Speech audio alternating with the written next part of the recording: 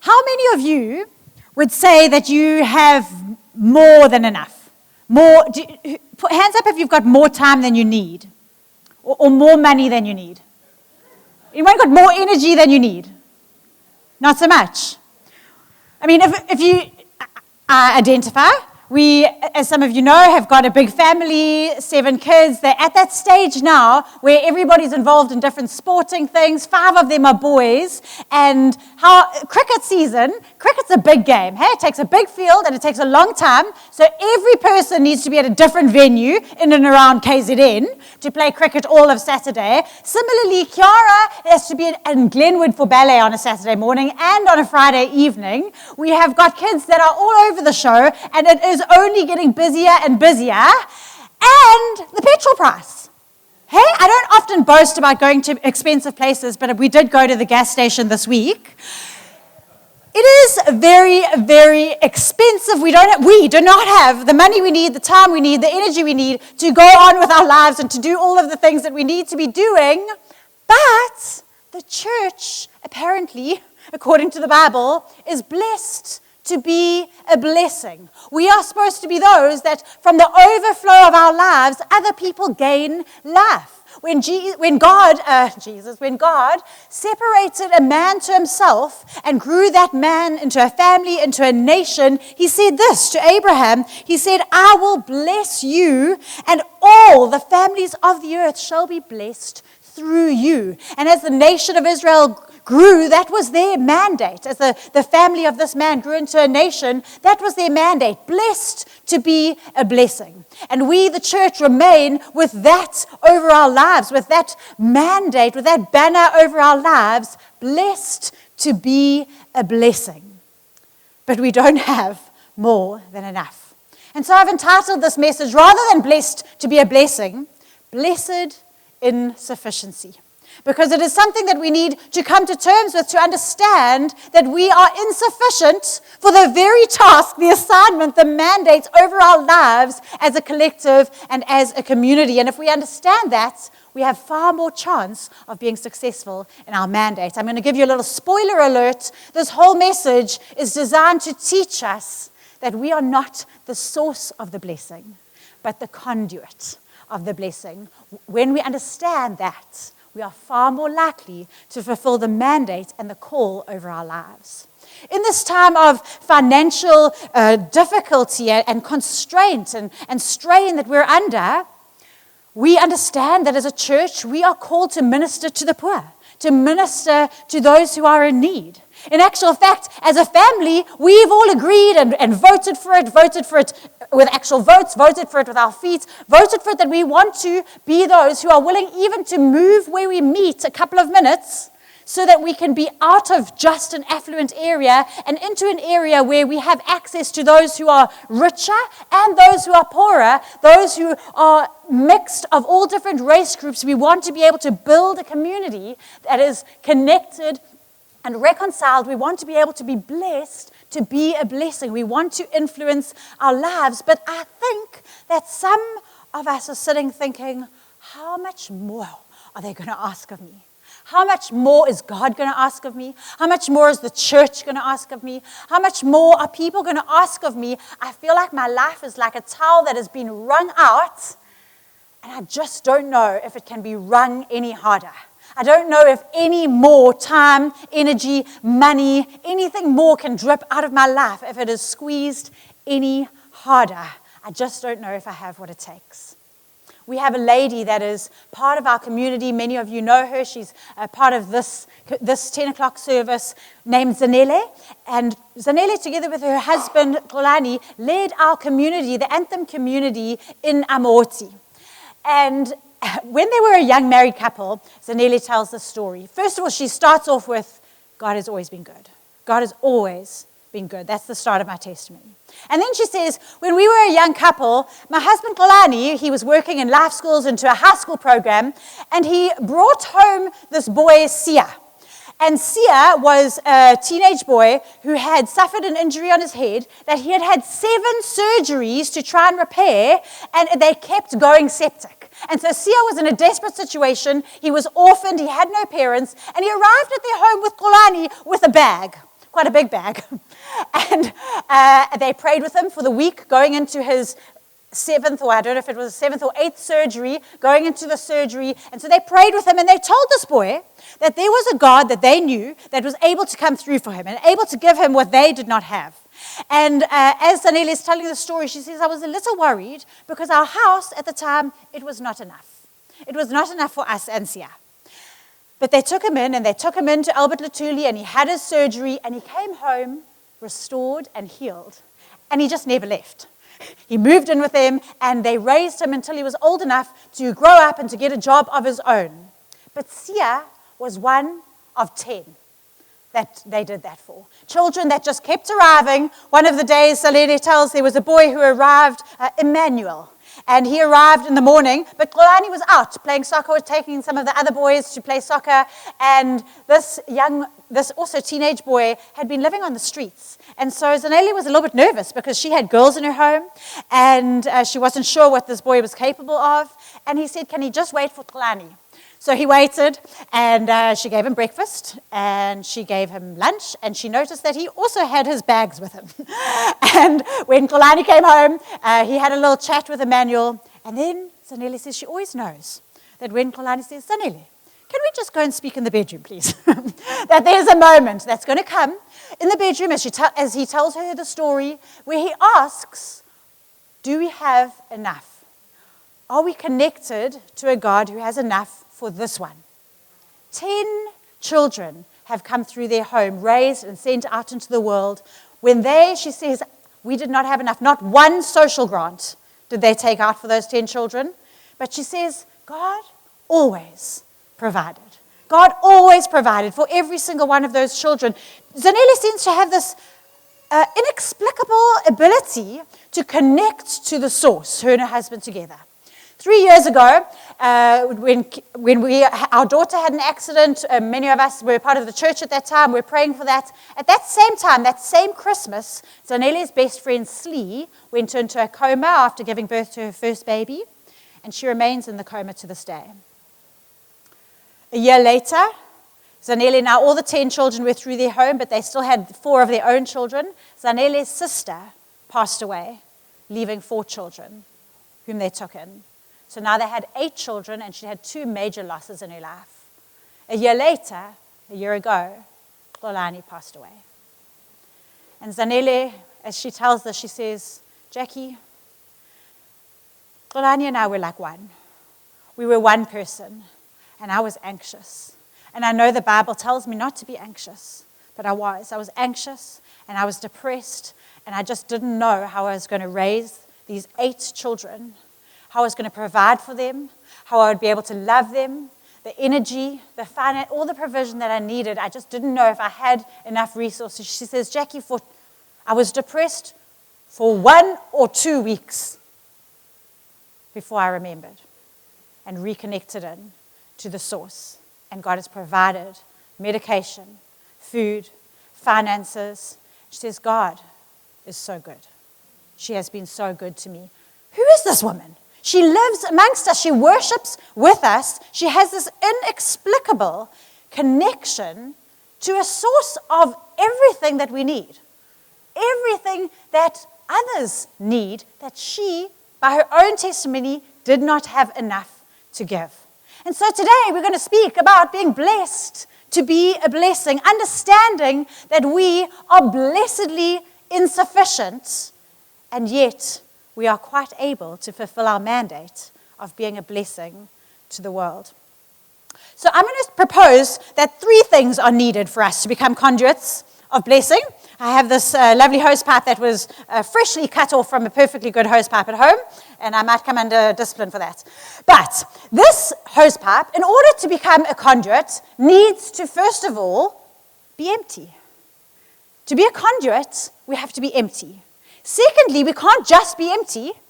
We need to be bound. We need to be held together. That's why I've wrapped this little bandage around to say we need to be protected. We need to have someone who is on our side, someone who's holding us together. But in and of that, we still need a third thing. We need to be connected. We need to be connected to a source of flow, a source of blessing in order to be able to fulfill what God has asked us to do. Empty, held, and connected. Abraham, blessed to be a blessing. Israel, blessed to be a blessing. The church, blessed to be a blessing. As Israel formed into a nation in slavery, was going to go out to fulfill this call over their lives, as they came out of slavery, they had a certain disposition. Slavery seemed to have produced those who cower and those who complain, and those who are always looking at the not enough in their hands. And so Israel comes out into the desert as those people, cowering, complaining, aware of the not enough in their hands. And as they go through 40 years of suffering, of training, of hardship, coupled with freedom, it has produced warriors out of these cowering slaves. Because as they go along towards the end of their 40 years, they start to become a force to be reckoned with. Something that, in fact, the kings in the area start to notice and be very afraid of. And there's battles that they start to win as they're following God and as they're listening to the things that He has called them into. And as other kings in fear come against them, they just seem to be unconquerable. And right towards the end of these 40 years, the king of Moab, they are in his wilderness, the wilderness that is across from Moab, the wilderness of Moab. The king of Moab, called Balak, notices this and thinks, I am actually terrified of this nation. In fact, he gathers his counselors around and he says, they are like an ox licking up the countryside. They are going to destroy us. We need to make up a plan. We need to think of a way of how we are going to beat these people. And the best way that he can think of is to curse them.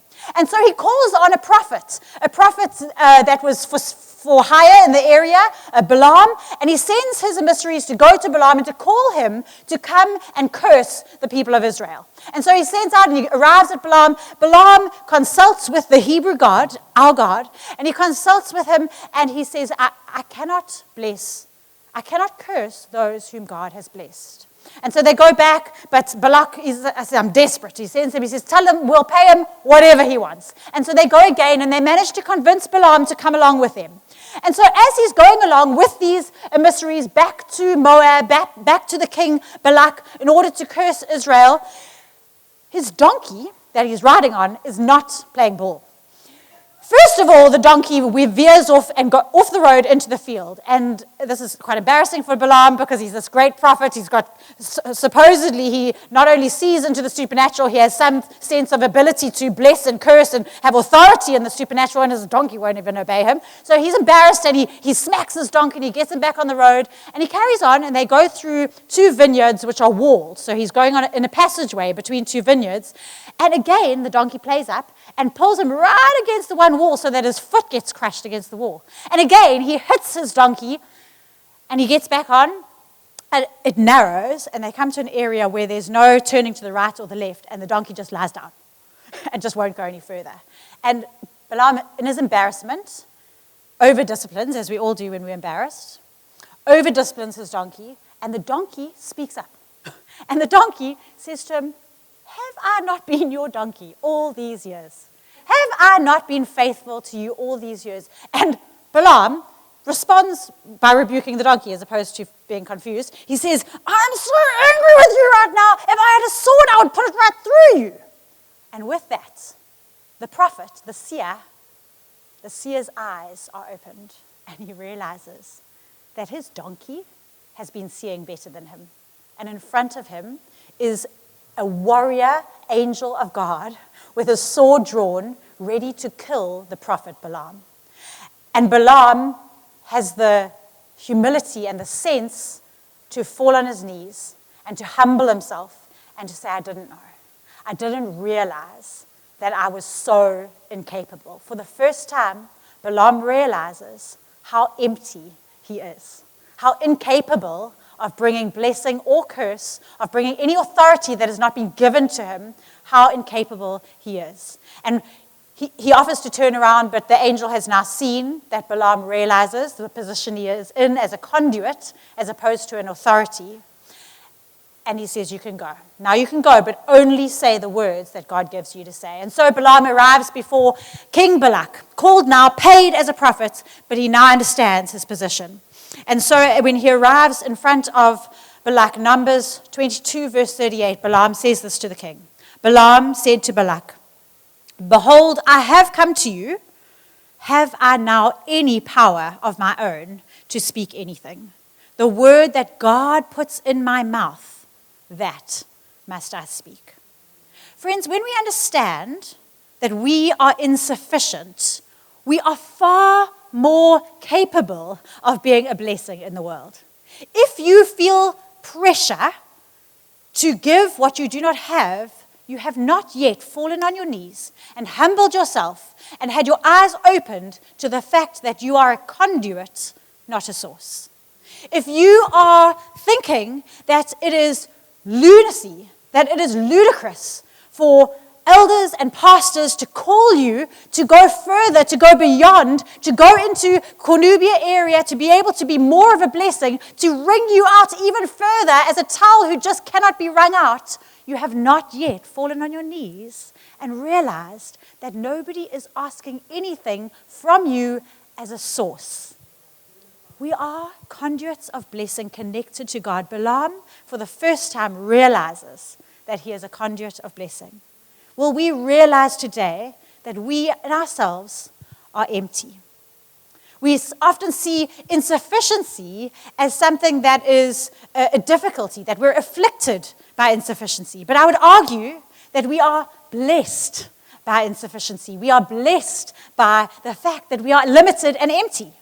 Pete Scazzero, who is an amazing author and speaker, he helps us as Christians and as churches to enter emotional maturity by helping us to understand that we are gifted our limitations. God gifts us the fact that we can only live in one place in the geography of this earth, in one time in history. I cannot be the solution. If someone is coming to me with a problem, I cannot be the solution. You can all see that in Xolani and Zanele's story, they knew in that moment in the bedroom when Xolani said, "Zanele, do we have enough?" That neither of them were foolish enough to think that they were talking about what they had. They were talking about whether or not God was calling them to this specific blessing. Whether or not enough God was saying, "In this, you will flow." Because it's not in everything. We cannot adopt everybody. We cannot give to everybody. We cannot be everything. Only God is the source. But He can choose, like any good gardener, where to aim the blessing that He's pouring through us.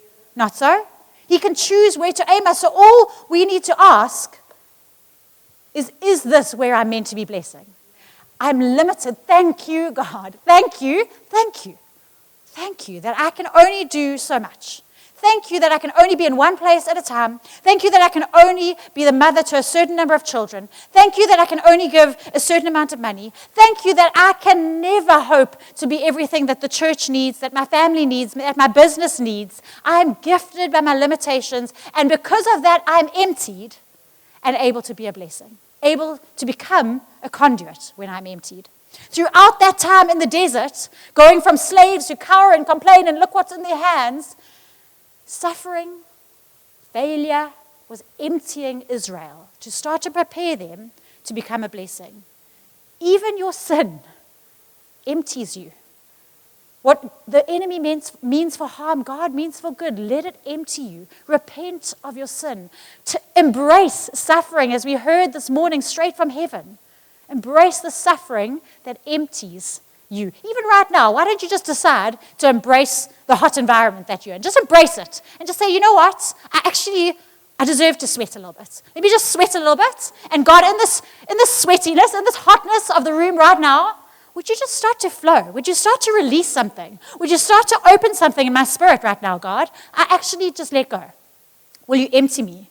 Will you empty me today, God?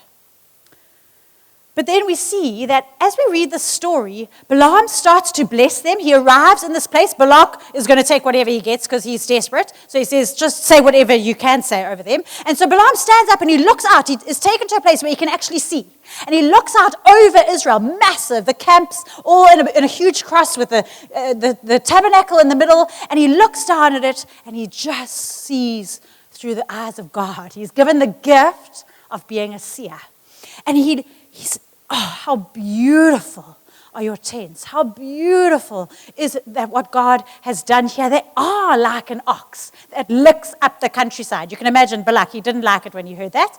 He says, I'm paying you to curse them, and you're just blessing them. This is not working. They go to a different venue, see if that'll work. Again, a second time, Balaam just speaks blessing over them. A third venue, third time, Balaam just speaks a blessing over them. And this is one of the things that he says as he blesses them. In Numbers 24, verse 8, he says, God brings him out of Egypt, and is for him like the horns of the wild ox.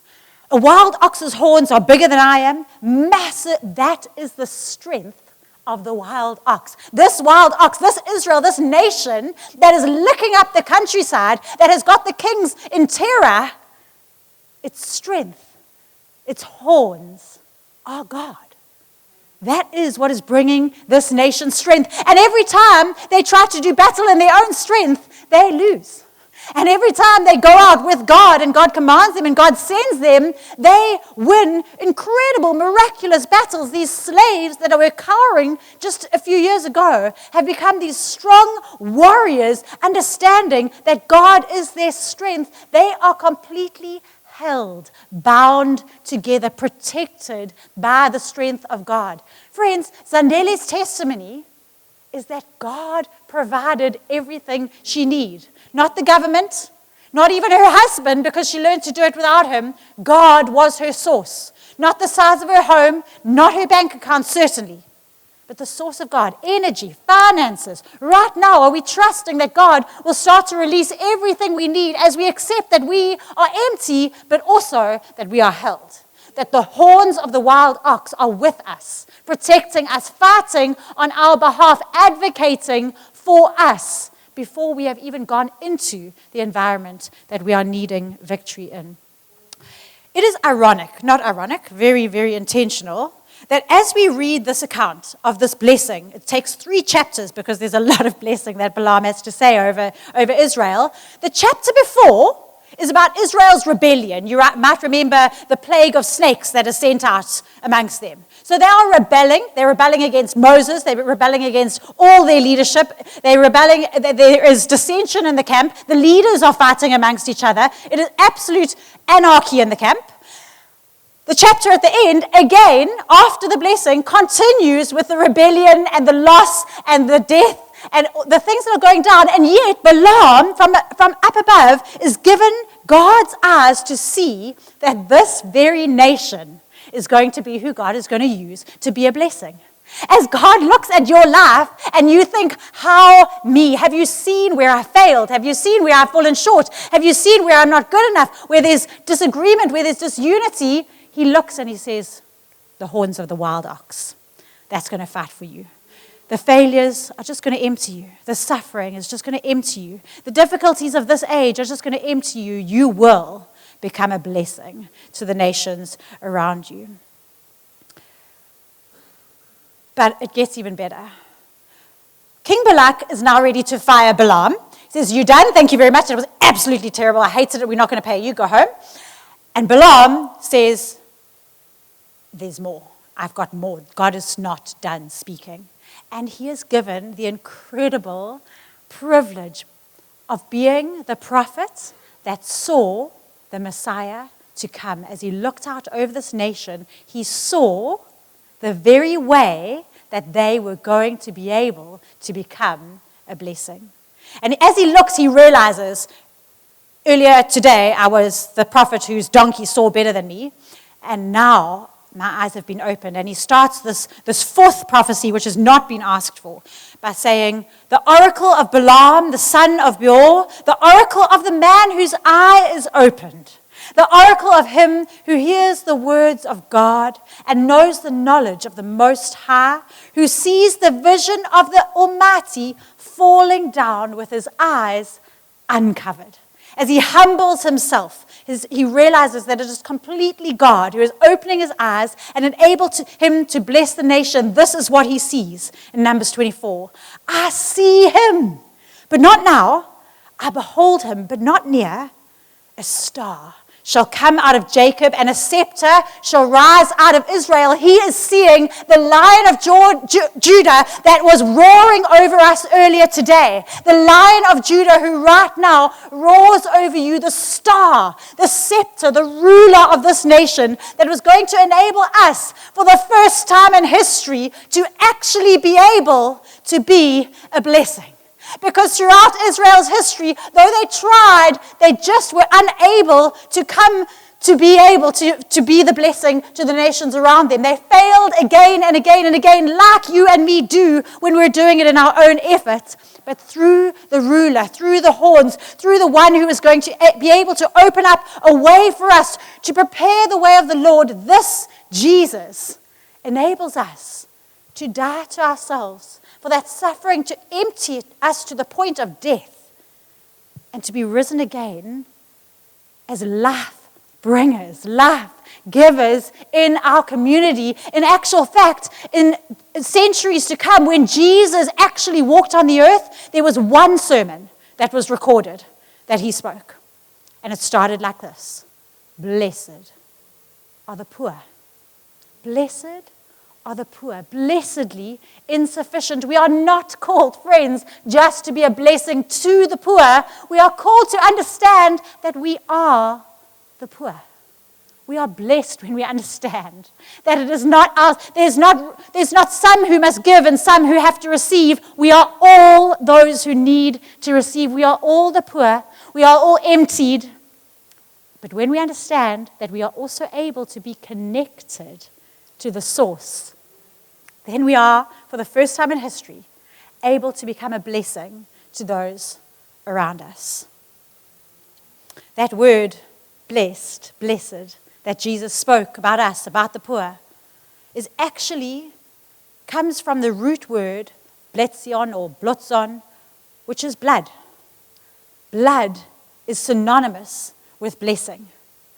There is no blessing where there is no blood, giving of life, a flowing of life from him to us. Jesus died for us, gave his blood for us, and we're sometimes a little bit hesitant in the church to tell those who may be unfamiliar with church language that we partake of his blood. In actual fact, we have a symbolic ceremony that we do as often as we can, and in our families and in our greater community as well, where we drink wine, symbolic of drinking his blood, eating his body, something that Jesus told us to do.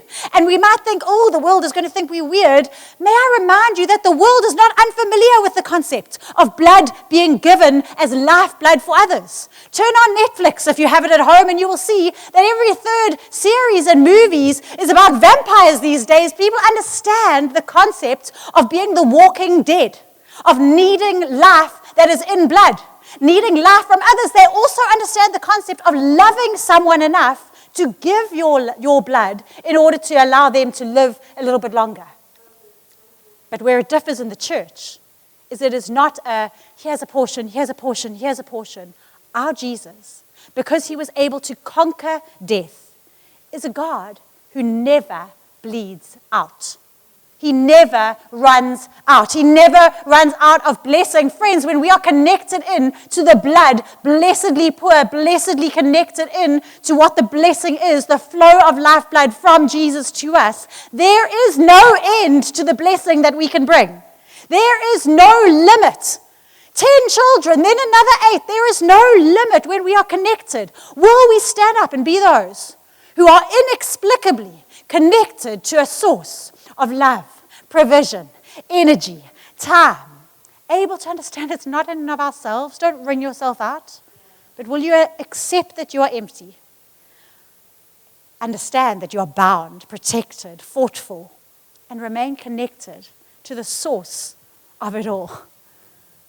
It is a humility as well as an understanding of our glory to be connected to a God and to understand that through me, you may receive the lifeblood of God.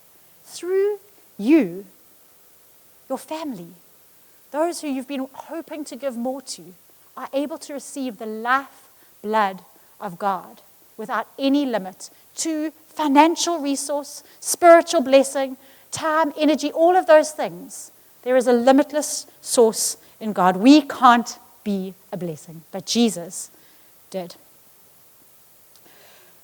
Perhaps we can agree, as I bring this to a close, not to be like slaves who try and catch the trickle, who try and block the end, who try and stop the flow and keep it because we can see that we don't have enough. Why don't we focus on the other end, friends? Why don't we understand? Why don't we make a decision to accept our emptying and our emptiness, but to connect ourselves to the one who is able to be a blessing to us without limit? The church is the hope of the world, but it is not the source. Will you stand with me?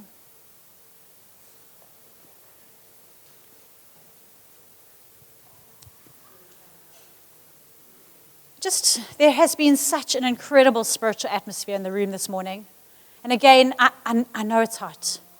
Can we just trust God? Trust the Lion of Judah that has been roaring over us, that right now, actually, is amongst you, in the midst of us, able to unblock. If you are needing unblocking, just open your hands to God right now. If you feel that you've been disconnected from the source, would you just connect right now? Would you give God an opportunity to come and unblock what has been blocking in your life? When you have been one who cowers and complains, right now, God, you opened Balaam's eyes. You opened his eyes. Would you open eyes right now in this auditorium? Would you open our eyes to our insufficiency? But would we accept it with humility, falling at your feet, falling onto our knees and saying, we see now. Our eyes were closed, but we see now. There's nothing that we can give that doesn't come from you. I cannot speak any words but the words that God gives me. Right now, would you just connect us, God, in your spirit? Would you connect with our spirits? Would you flow through us, your lifeblood right now? Would you wash things out that need to be washed out? Would you pour life, not just a portion, not just a trickle, not just a tiny little cup, but your flow of life into us.